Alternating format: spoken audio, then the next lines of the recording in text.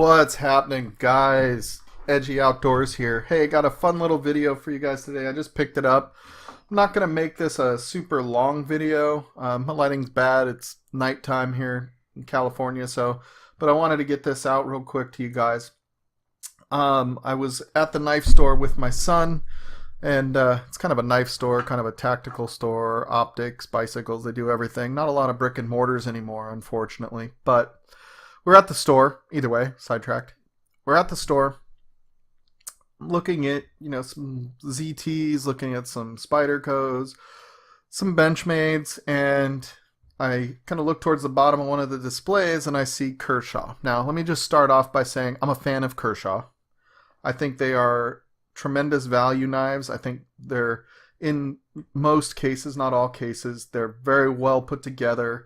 They're not always the most, the sexiest knife that you're going to find out there, but, their quality, their knives last a long time, and quite frankly, their speed safe stuff is really pretty good for spring assisted. So anyway, I look at the Kershaw and I look at this and I see this little Launch 4 at the bottom. Now, understanding I live in California, live in San Diego, the law in California states that it has to be less than 2 inches in blade. Okay, so that blade has to be less than 2 inches for an automatic knife. So I'm not like some of you guys up in Utah or wherever else it is. I'm not sure about what state laws have what, but we have laws here that say it has to be less than 2 inches. So I don't own an automatic knife. I own lots of spring assisted. I own lots of not needed spring assisted, but no automatics. And so just the knife addict in me, always having to try stuff new and enjoy this hobby so much, I decided I wanted to get this. So this particular knife is California legal. The knife blade is actually 1.9 inches, so it matches or fits for the state law. It is button release. I'll zoom out here a little bit so you could see how big this is in hand. It's button released, flies out pretty fast, works out great. You could see compared to my hand, I have medium-sized chubby hands here, but not a very big knife. Drop point blade. It's CPM 154 steel, so it's not what I would call ultra premium steel by any stretch, but Kershaw does quite a bit with the CPM 154. I like it. The weight is only 1.9 ounces, and that's because it's aluminum handles. So the scales are billet milled titanium or aluminum. It is right-handed clip-up carry only. So if you're a lefty, I still don't see that this would be a problem. You can see if you come in with your left hand, you'll deploy it with your pointer finger, which is great. And it just flies out. So anyway, I have not had a chance to carry this and see how much I would use it and how much it wouldn't do or would do versus other knives I have in my collection. To kind of give you a comparison in size, we've got the Benchmade Mini Barrage. This is, I think, the Cabela's version, exclusive, but you can see from a size comparison, they are completely different. But I will tell you, I don't think the Barrage really is that much more complicated or slower to deploy.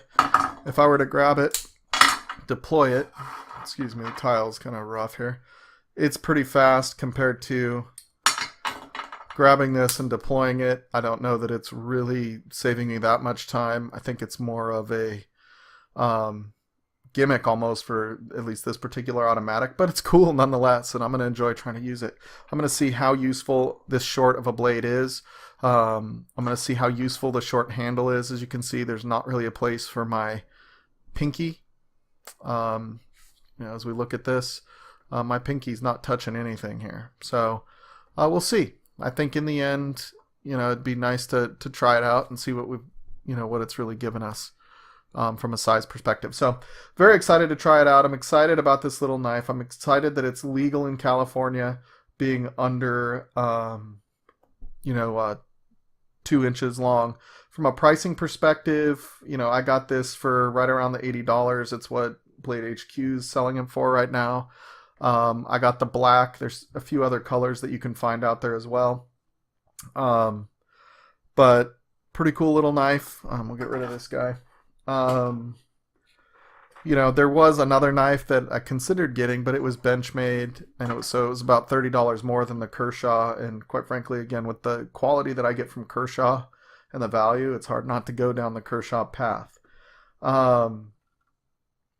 That's about it on this. Again, I haven't had a lot of time to carry it, but it is really light. I'm looking forward to trying it out. So stay tuned. I'll probably do a little more in-depth review on this if anything stands out, as far as liking to carry it, not liking to carry it, whatever else. But, as it stands right now, we will see how it goes.